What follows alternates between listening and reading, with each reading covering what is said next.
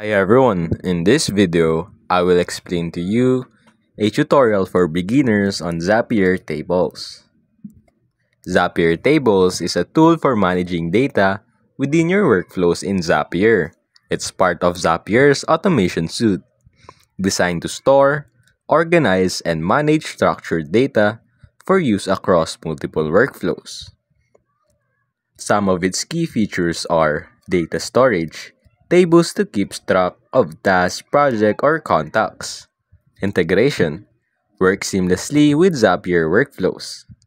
Automation, automatically update and retrieve data from your workflows. And collaboration, share data with team members or other apps.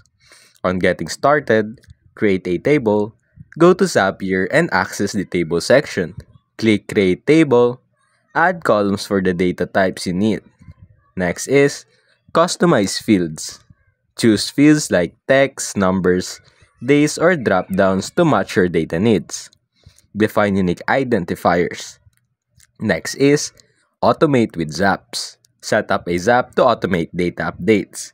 Example, when a form is submitted, add the data to your table.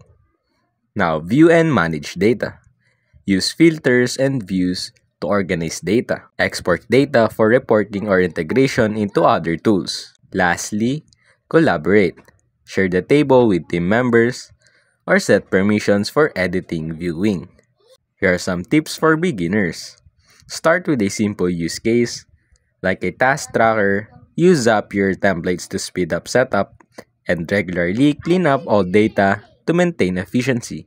And that's basically it.